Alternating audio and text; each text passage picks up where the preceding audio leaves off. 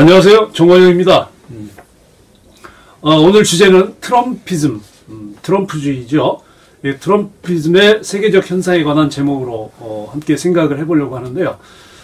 지금 오프닝에서 보신 영상은 지난 2월 5일 날 도널드 트럼프 미국 대통령이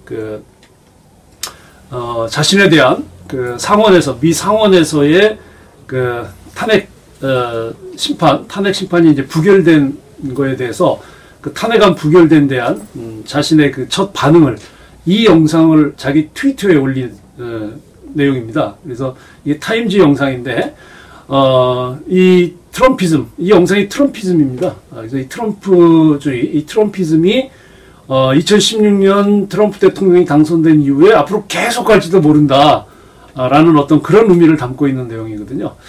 그래서 미국 역대 대통령 중에서는 세 번째로 탄핵 심판을 받은 대통령이긴 한데 앞으로 트럼프 시대가 견고할 것이라고 하는 것을 의미합니다. 트럼프가 작년 12월 18일 날 미국 하원에서 우크라이나 스캔들로 해서 탄핵 소추안이 가결됐죠. 하원에서요. 그래서 상원으로 탄핵 심판이 탄핵 심판 절차를 받게 됐죠. 그래서 이제 탄핵 소추안 심리하고 이제 탄핵 표결 과정이 이제 쭉 이어지다가 이제 지난 2월 5일 이제 탄핵 심판 표결이 이어졌는데 부결됐죠. 그래서 이번 탄핵 소추권은 작년 9월에 러시아 게이트의 연장선상으로 있었던 우크라이나 사태, 이것 때문에 이제 이루어진 사건이죠. 탄핵 심판이죠. 그래서 트럼프 대통령이 부당하게 우크라이나 대통령에게 압력을 가했다. 이제 그런 혐의로 이제 민주당에서 이제 탄핵 운동을 시작을 했는데, 이제 그리고 나서 트럼프 대통령이 우크라이나 대통령에게 한 전화의 내용에 속기록이 이제 밝혀지면서 실제로는 트럼프가 부당한 압력을 가한 게 아니라 이 우크라이나 스캔들은 사실 트럼프의 어떤 그런 부당한 압력 또는 부정이 아니라 오히려 거꾸로 상대당인 민주당의 전 부통령이었고 지금 이제 대통령 후보로 나오고 있는 조 바이든, 조 바이든의 어떤 그런 아들과 관련된 그런 어떤 문제였다라는 게 드러났죠.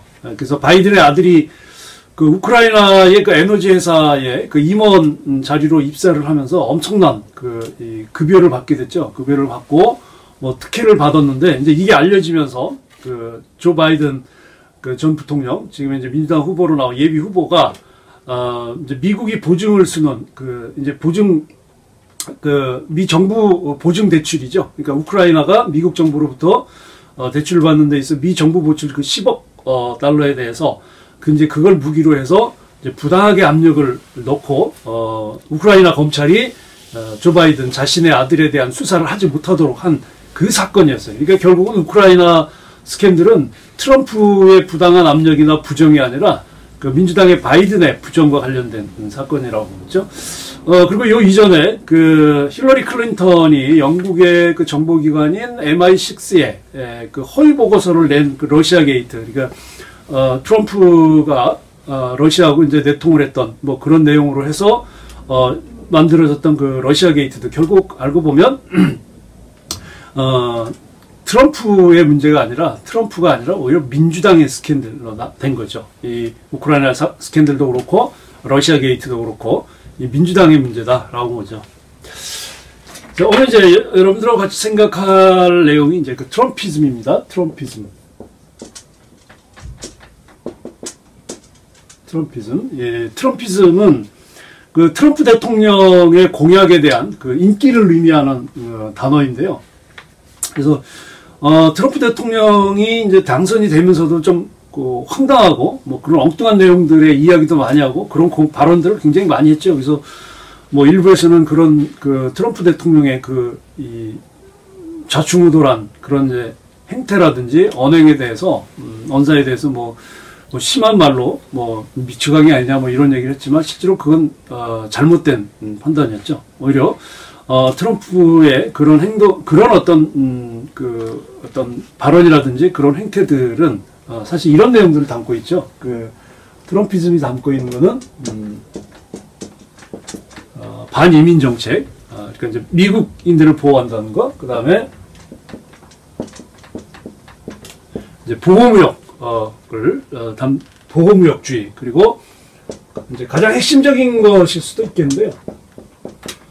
반세계화. 이걸 이제 이런 정서를 대변으로 하고 있습니다. 이 트럼피즘이라는 용어는 지난 그 2016년도에 미국 대선이 있었죠. 미국 16년도에 그 대선을 앞두고 미국의 브라운 대학의 이제 국제정치학과 교수였던 마크 블라이스라는 교수가 있습니다. 마크 블라이스. 이 마크 블라이스가 처음으로 이 트럼피즘이라는 용어를 사용하면서 그 트럼프주의에 대한 그 설명을 했거든요. 그래서 이 트럼프 현상이죠. 일종의 트럼프 현상. 트럼프주의이기도 하지만 이제 트럼프 현상인데, 이 트럼프 현상에 대해서 이게 미국만이 아니라 전 세계 현상으로 나타날 것이다. 나타나고 있고 나타날 것이다라고 이렇게 정의를 했죠. 그리고 이제 4년이 지나서 올해 이제 2020년 또 미국 대통령 선거 대선을 앞두고 이 상황에서 이 마크 블라이스 교수는 이 트럼프주의, 이 트럼프 현상은 역시 여전히 유효하다. 그런 얘기예요. 물론 이제 표면적으로 보면 도널드 트럼프 대통령은 지금 이제 공화당 출신의 이제 보수 정치인이죠.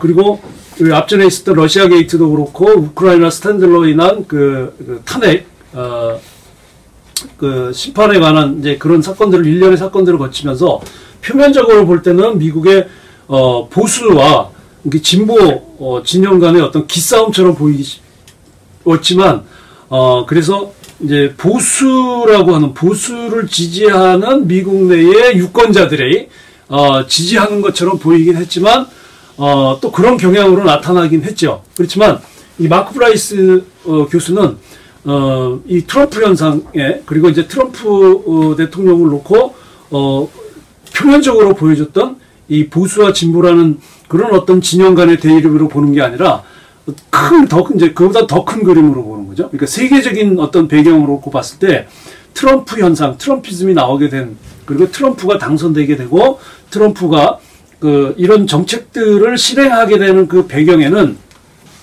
그 2차 세계대전 이후에 자본주의 경제가 급격하게 성장을 하고 이후에 1980년도부터 소위 이제 신자유주의라고 하는 새로운 어떤 그 서방의 경제 정책으로 인해 나타난 어떤 부의 불평등, 이 부의 불평등이 이 트럼프 현상의 배경이라고 설명을 하고 있습니다. 참고로 이제 마크 블라이스는 이제 그 유튜브에도 이 사람의 영상이 있거든요. 마크 블라이스는 이 영상에서 자기는 진보 입장이라고, 진보적인 그 진영에 속해 있다고 본인이 자신을 소개를 하기도 했어요. 그래서 이 마크 블라이스가 이 트럼피즘에 대해서 설명한 그 내용을 그 페이스트 매거진이라는 그 잡지에 소개를 했는데, 여기에 있는 내용을 제가 간략하게 요약을 해서 설명을 좀 해드리려고 합니다. 그래서 첫 번째 그 트럼피즘이 나오게 되는 어떤 그런 이 사람의 설명은 뭐냐면, 트럼프 현상, 트럼프주의는 우연이 아니라고 봐요. 그 트럼프 is not a fluke라고 해서 우연이 아니다. 그 트럼피즘은 세계적인 현상이다. 세계적 현상이라고 딱 단정지어서 설명을 하는데, 왜 세계적인 현상이냐고 하면, 이게 그러니까 2016년도 미국 대선에서 트럼프가 승리하게 된 거는 미국에서만 일어난 어떤 고립된 외딴 현상이 아니고, 이 트럼프가 대통령으로 당선되는 이 트럼프 승리는 2차 세계대전 이후에 그 서방 자본주의가 성장을 하고, 이후에 신자유주의 질서가 소위 이제 세계화라고 하는 구호 하에 이 전 세계의 어떤 그런 경제 질서를 끌고 오다가 결국 무너지게 되면서 나타나는 그런 어떤 세계적인 추세로 설명을 하고 있습니다. 그러면 이제 신자유주의, 이 신자유주의가 이렇게 지금 붕괴되면서 나타난 것이 트럼프주의인데, 그러면 실제로 이 신자유주의, 붕괴되어 가고 있는 신자유주의를 대체할 새로운 어떤 무엇은 어떻게 설명할 수 있냐, 거기에 대해서는 정확하게 이야기를 하지를 않아요. 그러나 이 마크 블라이스 교수는 이 트럼프가 등장하게 되고 트럼프 정책이 어떤 영향력을 갖게 된 데는 어떤 정치 경제적인 어떤 힘들이 있고, 이제 그걸 어떻게 이해할 것인가에 대해서 또 그런 어떤 의미가 있고 또 어떻게 발생했는지에서 몇 가지 이제 요점을 놓고 이야기를 하고 있습니다. 그 내용을 한번 잠깐 살펴보면요.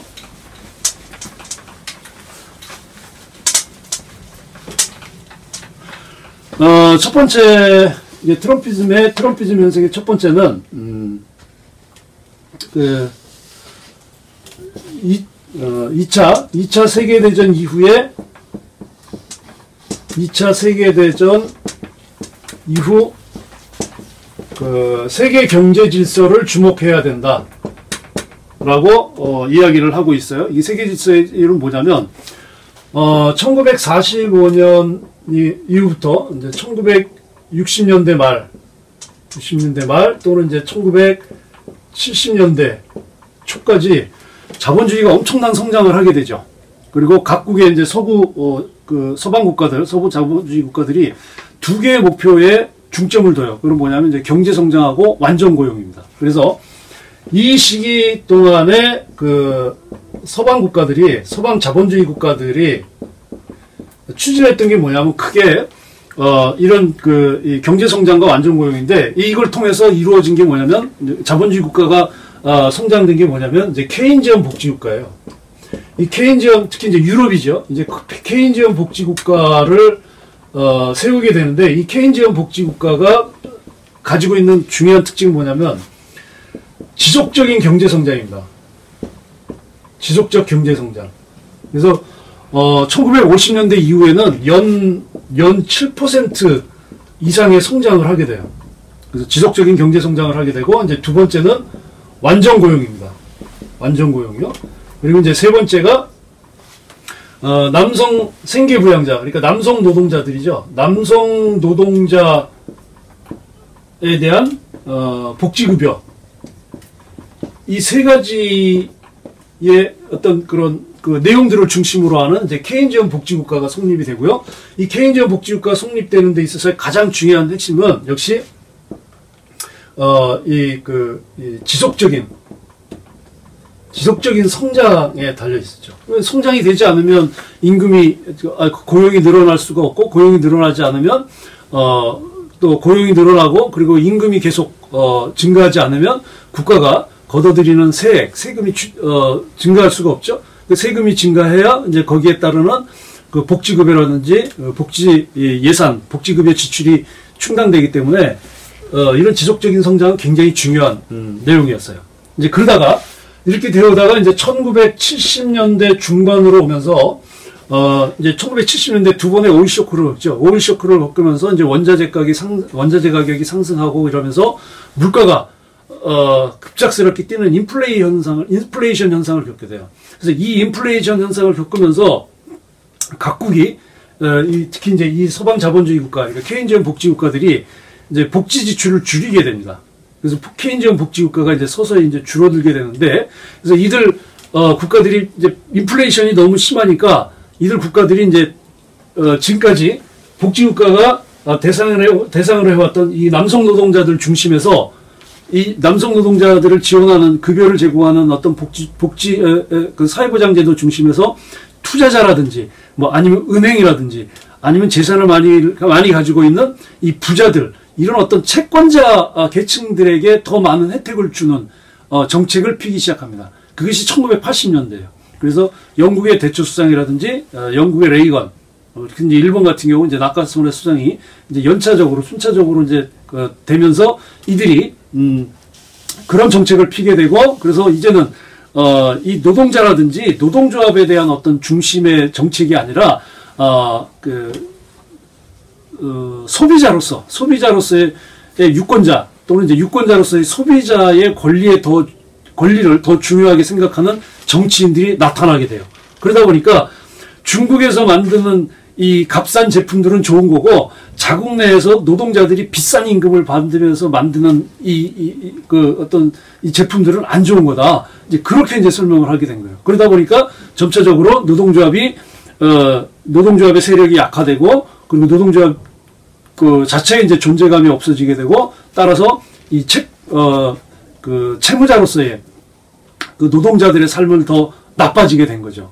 또 반면에 이제 은행이라든지 또는 이제 부유층이라든지 이런 어떤 채권자들의 삶은 좋아지게 된 거예요. 그래서 그 결과 어떤 현상이 나타나냐? 미국인들은, 특히 이제 미국을 놓고 봤을 때 미국인들은 빚을 지게 된 거예요. 미국인들의 대부분의 노동자들이죠. 그러니까 서민 노동자 계층들은 빚을 지게 되고, 대부분 이제 채무자니까요. 그리고 이제 인플레이션을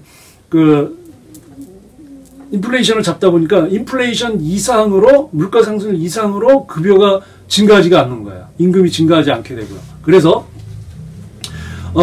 지난 30년을 돌아봤을 때, 지금으로부터 1980년대 이후부터 쭉 지나오면서 지난 30년간의 미국 경제 성장에서 대부분의 이익은 소득상위 1%에게 집중됐습니다. 그걸 보여주는 이제 그 도표가 있는데요. 지금 자막으로 나가죠. 1948년부터 2013년 상위 10%와 나머지 90%의 이제 소득 변화 그래프인데요. 보시는 것처럼 상위 1980년, 81년, 82년 요 시점을 기점으로 해서 상위 1%의 소득이 급격하게 뛰어요. 그래서 1990년대 들어오면서부터는 200% 이상으로 뛰죠. 그런데 나머지 90%의 소득 변화는 뭐 100% 미만이에요. 그냥 변화 없이 쭉. 그래서 이 급격한 이제 부의 불평등이 이제 이루어지게 되죠. 그래서 이런 경제 성장으로 해서 이제 상위 1%의 에게 이제 소득이 집중되고, 근데 이 추세가 미국뿐만 아니라 다른 복지국가들, 서방 민주주의 국가에서도 마찬가지였어요. 그래서 이 기간을 보면, 그러니까 1980년대 또 90년대 이 기간을 쭉 보면, 미국에서는 이제 클린턴의 이제 신민주당, 또는 이제 영국의 토니 블레어의 신노동당, 그리고 이제 독일의 사회민주당, 슈레더가 이끌었던 뭐 사회민주당 같은 이런 중도진보 성향의 정당들이 보통 이제 전통적인 노동자 기반, 노동자 계층을 기반으로 해서 정치적인 어떤 활동들을 해왔는데, 거기서 벗어나가지고 이제 은행가들이라든지 아니면 이제 IT 기술 기업들의 뭐 CEO, 아니면 이제 금융기관, 그죠? 아까 말씀드렸죠? 금융기관, 은행가, 그 다음에 이제 기업의 이익 집단들과 어울리고 이들의 이익을 보존해 주는데 집중을 하게 됐어요. 그러면, 상대적으로 그럼 노동자 계층들의 유권자들은 어디로 갔을까요? 전통적으로 중도 진보가, 정책적으로 챙겨왔고, 또 그들의 지지로 정치적인 어떤 기반을 닦고 왔던, 또 그렇게 정치적인 기반을 유지시켜줬던 이제 노동자 계층의 유권자들은 경제적으로도 소득이 늘지 않고, 또 정치적으로도 권리를 충분히 향유할 수 없는 이제 그런 시대가 된 거예요. 그러다 보니까 이제 어떤 시장에서의, 그러니까 정치 시장이죠. 정치 시장에서의 공백이 생긴 거예요. 즉 노동자 계층들이 이 기존 정당들 또는 정치인들을 통해서 자신들의 이야기를 낼 수 없는 이런 어떤 정치 시장의 공백이 쭉 이어져 오다가 2016년 이후, 그리고 2020년 지금 미국 대선을 앞두고, 미국에서는 이제 샌더스가, 그러니까 미국의 민주당 같은 경우는 이제 샌더스와 같은 이제 진보 포퓰리스트라든지, 아니면 이제 공화당에서는 이제 트럼프 같은 이제 보수적인 국가주의자들이 이제 메우고 있는 거예요. 자, 이 첫 번째가 이제 그 2차 대전 이후에 세계 경제 체제에서 자본주의, 그러니까 복지국가가, 케인즈형 복지국가가 쇠퇴하고 신자유주의 정책으로 인해서 신자유주의 정책으로 인한 그 노동자 계층들이 소외되고 소득이 줄어들면서 이런 현상이 나타났다는 게 이제 마크 블라이스의 교수의 설명이고요. 이제 두 번째는 코끼리 차트입니다. 코끼리 차트. 이제 코끼리 차트인데요. 이 코끼리 차트는 뭐냐면요. 마크 블라이스는 이제 1988년부터 2008년까지의 그 전 세계인들의 그 이 실소득 변화를 보여주는 그 이 차트가 하나 있는데, 이제 이 차트가 누가 그린 거냐면, 브라코 밀라노비치입니다. 브라코 밀라노비치라는 그 세르비아계 경제학자가 왜 우리는 불평등해 졌는가라는 책이 있어요. 브라코 밀라노비치가 쓴 이 책에 있는데, 이 책의 첫 장에 나오는 도표가 이 코끼리 차트예요. 그래서 이 코끼리 차트를 가지고 마크 블라이스 그 교수가 이제 설명을 하게 되는데, 이 30년 동안 전 세계의 전 세계 사람들이 이제 실질 소득이 증가를 했는데, 근데 소득이 증가하지 않은 계층이 있어요. 그게 이 코끼리 차트에서 보면 그 A 지점, B 지점, C 점을 놓고 봤을 때 B 지점에 있는 사람입니다. B 지점. 지금 코끼리 차트가 나가죠. 코끼리 차트에 대해서 이 굉장히 중요합니다. 이 마크 블라이스가 이 코끼리 차트에서 나오는 이 B 지점에 있는 사람들 때문에 이제 트럼프 현상이 나오게 됐다고 보는 건데요. 자, 이게 이제 전면으로 나가니까 제가 설명을 좀 해드릴게요. 지금 이 코끼리 차트에서 가로축은 이제 세계에서 가장 가난한 사람들을 표시한 그 맨 왼쪽에서부터, 그리고 이제 가장 부유한 사람들을 표시한 맨 오른쪽까지 그 전 세계 소득 분포 현황을 나타내요. 그래서 이제 구매력 평가 지수, 이거는 이제 각국 통합 구매력을 이제 주로 달러로 평가한 지수인데요. 이제 구매력 평가 지수로 환산한 1인당 그 세후 가계 소득을 기준으로 해서 그 사람들의 소득 등급을 이제 1부터 100까지, 0부터 100까지 매긴 겁니다. 그리고 이제 가로축은 1988년부터 2008년까지 그 실질 소득, 그러니까 인플레이션하고 그 국가 간 물가 수준 차이를 감안해서 조정한 그 소득인데요. 이 실질 소득의 누적 증가율을 나타내요. 그래서 이 1988년부터 2008년까지 20년은 그 세계화의 절정기인데, 요 시기에 이제 중국하고 이제 구소련 그리고 동구권 국가들이 이제 세계 자본주의 경제권에 편입됐죠. 자, 여러분 이 코끼리 차트를 보시면, 이렇게 보시면 코를 오른쪽에 이제 그 C 지점이 있는 요 선이 마치 이제 코끼리가 코를 이렇게 이게 치켜 세우고 있는 이제 이런 모습이라 이제 코끼리 차트라고 부르는데요. 먼저 A 지점을 보시면, 이 A 지점은 전 세계 소득 분포 중간값 근처에 있습니다. 중간값 근처에 있는데, 이제 실질 소득 증가율이 이제 가장 높았던 사람들이 이 A 지점에 해당되는데요. 이 중에서 일부는 20년 동안 실질 소득이 80% 가까이 증가했죠. 그렇지만 이 소득 성장이 중앙값 근처에 있는 사람들의 국한된 현상은 아니에요. 그래서 전 세계 이제 이 소득 분포에서 보면 이제 40분위에서 60분위에 이르는 사람들의 소득이 대체로 다 증가를 했고, 이제 이 사람들은 이제 세계 인구를 놓고 보면 한 5분의 1 정도 됩니다.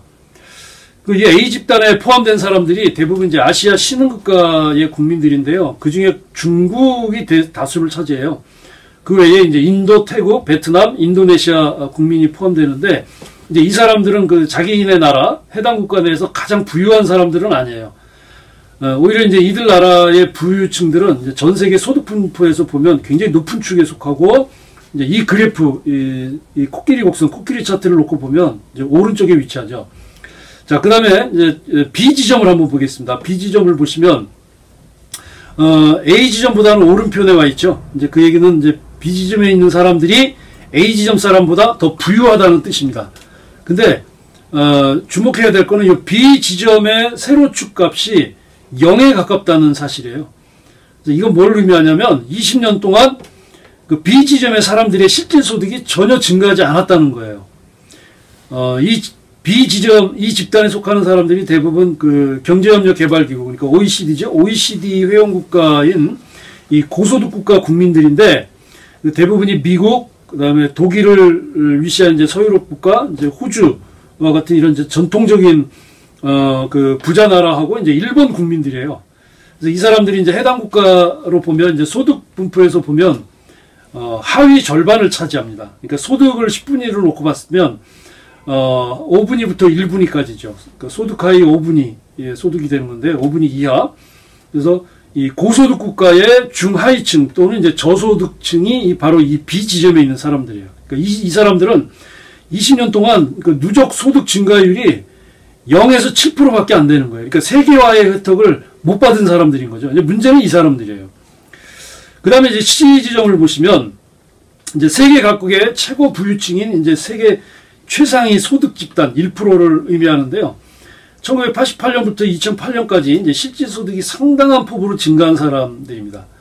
그래서 이 사람들은 아시아 중간계층, 그러니까 A 지점에 있는 사람들하고 함께 이제 세계화의 승자로 이제 보는데 절반이 미국 사람들이에요. 절반이 미국인이고 이는 이제 미국 사람들 중에서 약 12%가 세계 최상위 1%에 속하는데 이제 이들은 이제 거기에 그 C 지점의 그 소득 최상위 집단으로서 소위 이제 글로벌 금권 집단, 그러니까 전 세계의 자산과 금융 그리고 현금을 대부분 이제 독식하고 있는 집단으로 보시면 되겠고, 그리고 고소득 국가의 부유한 계층이에요. 그래서 지난 20, 30년을 놓고 보면 이 고소득 국가 내에서 불평등이 증가한 건 바로 이 C 지점에 있는 소득 최상위 집단에게 부가 집중적으로 몰렸기 때문이라는 거죠.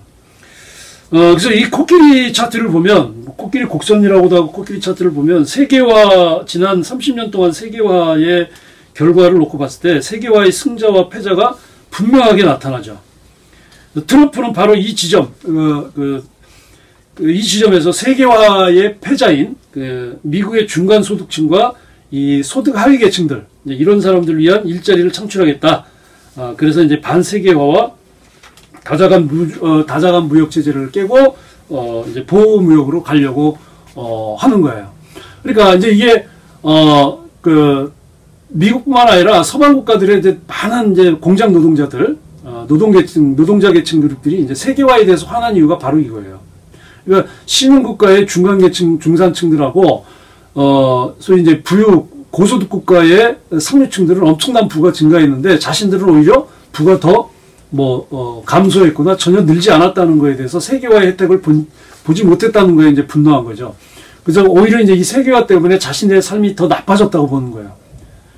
근데 이 지점을 이 고소득 국가의 중하위층들이 가지고 있는 세계화의 불만을, 그리고 이 세계화에 대한 원인으로 인해서 자신들의 소득이 감소하거나 멈췄다는 것을 트럼프가 정확하게 직시한 거예요.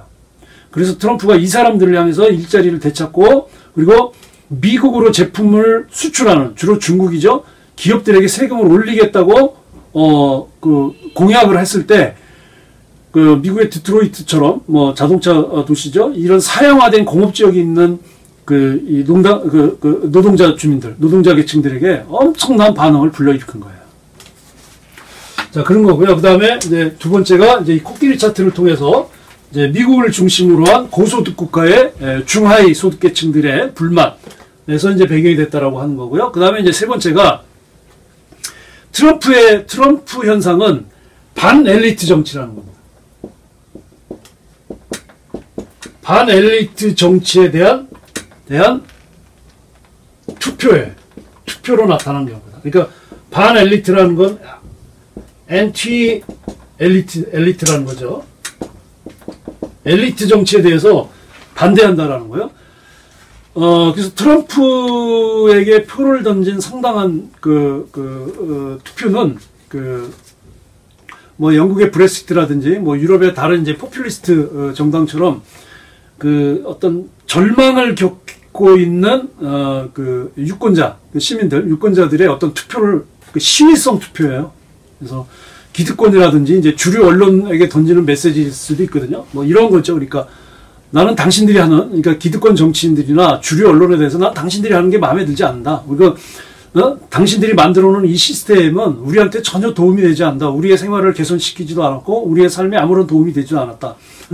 그래서 당신들이 우리들을 그렇게 하대하는 것에 대해서 마음에 들지 않는다. 그래서 우리는 당신들의 창문에 우리는 벽돌을 던질 것이다. 이제 이런 메시지는 거예요. 근데 이런 어떤 흐름들이 이제 그 트럼프의 승리로 나타난 건데, 트럼프는 이제 미국에만 있었던 게 아니에요. 그 트럼프가 나타나고 있는 이제 이거 트럼프로 나타나는 이런 어떤 새로운 정치 세력은 서방의, 그러니까 미국을 비롯해서 서방 민주주의 전역에서 지금 발생하고 있는 거예요. 좀 그리스에서도 그렇고 스페인에서도 그렇고, 실제로 미국 내에서요, 그 트럼프는 이런 그 중산층 노동자들의 일자리 창출과 보호를 위해서 아까 말씀드린 것처럼 반이민 정책, 그 다음에 보호무역주의, 그 다음에 반세계화고, 에서 벗어나기 위한 실제적인 정책들을 계속 추진하고 있습니다. 그리고 실제로 이런 정책 추진에 들어서 미국 내 상황이 좋아지고 있어요. 그리고 트럼프가 이번 2020년도 대선에서 재선되게 되면 이런 정책들은 계속 유지될 것으로 보여집니다. 즉 트럼프주의는, 이 트럼피즘은 앞으로 계속 이어질 거라는 거죠. 그걸 보여주는 것이 올해 1월 그 스위스 다보스에 있었던 세계 경제 포럼에서 했던 트럼프의 연설입니다. 자, 트럼프의 연설을 잘 들어보시면 이제 트럼프가 설명하고 있는 것이 어떤 내용인지 잘 아실 수 있습니다.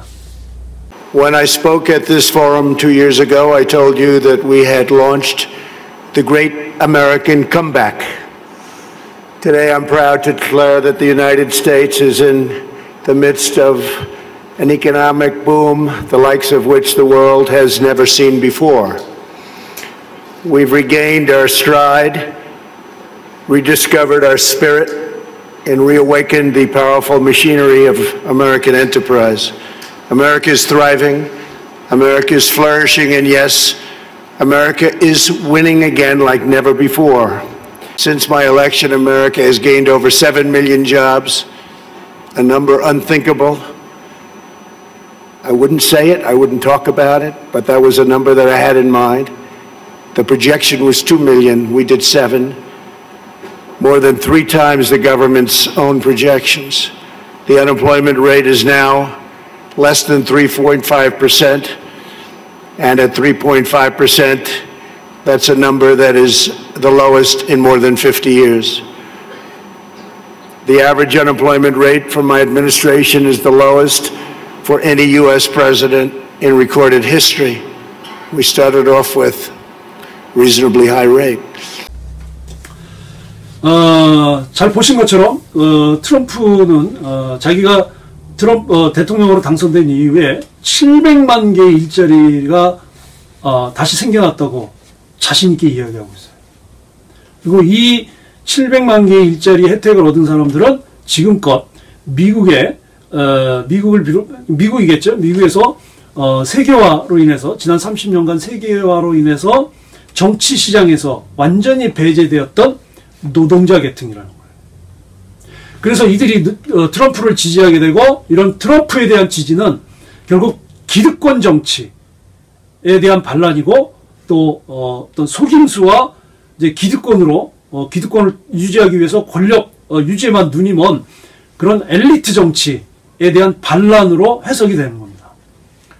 이건 세계적인 현상이에요. 미국뿐만 아니라 이제 전 세계적으로 나타난 현상인데, 우리나라도 지금 대한민국도 이렇게 속임수와 기득권으로 권력 유지만 눈에 먼 정치 엘리트들, 이런 엘리트 정치가 계속되고 있는데, 이런 정치 엘리트들에 대한 반란이 안 일어나고 있어요. 뭐 생각해보는 지점입니다.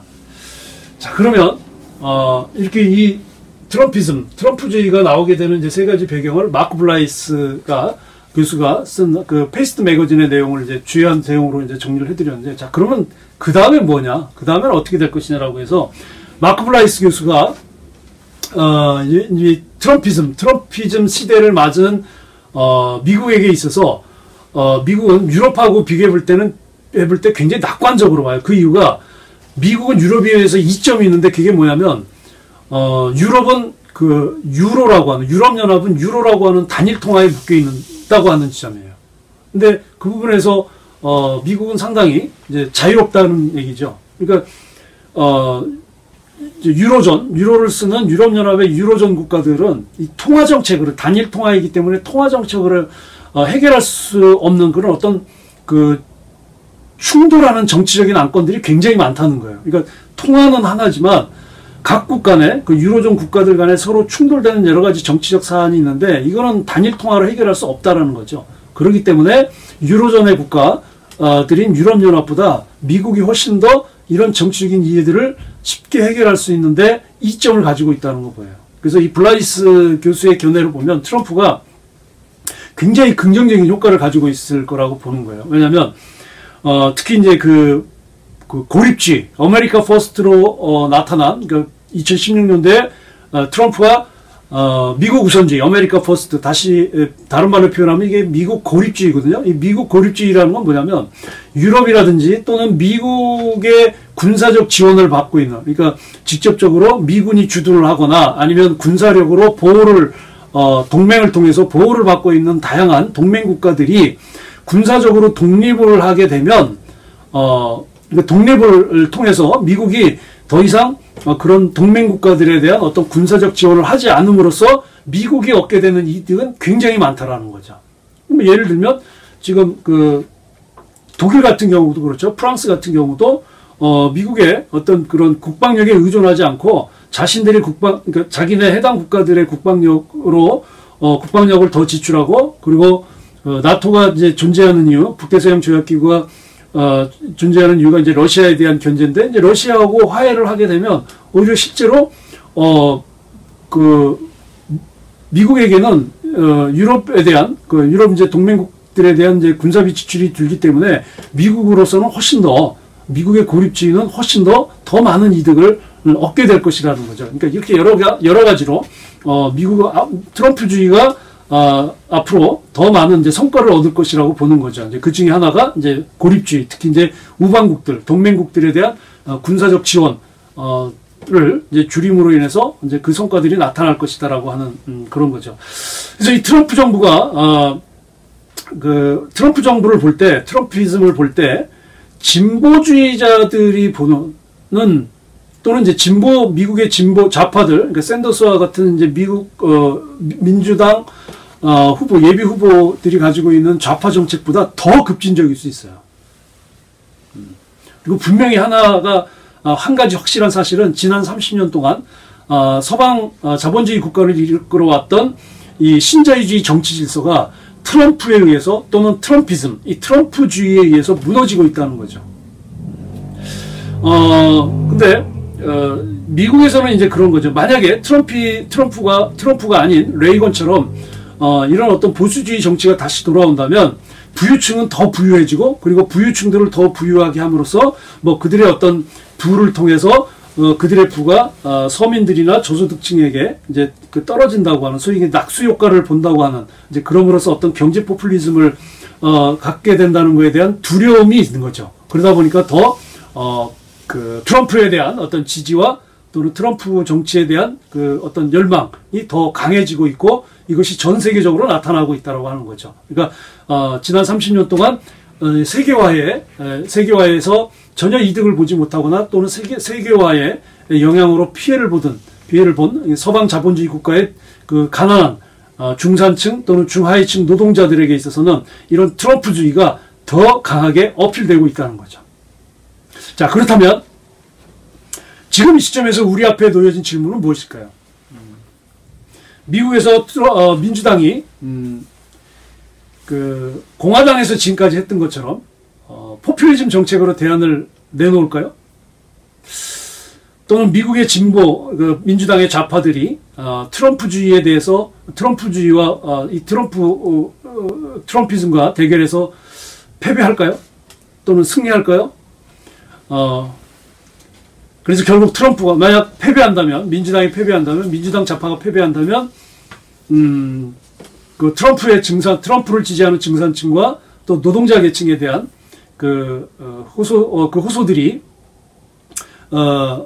그 트럼프를 통해서 다 받아들여지고, 그래서 이것이 이제 반세계화 그리고 부의 불평등이라고 하는 지난 30년 동안 낳은 이런 어떤 부정적인 결과물들을 다 씻어내고, 또 앞으로 미래에 대해서 이 세계화로부터 혜택을 받지 못한 사람들에게 희망을 주고, 그리고 지금까지 30년 동안 어떤 일이 있었는지 진실되게 말하는 새로운 정치를 과연 만들 수 있을 것인지, 바로 2020년 트럼피즘이 우리에게 주는 질문이자 메시지입니다.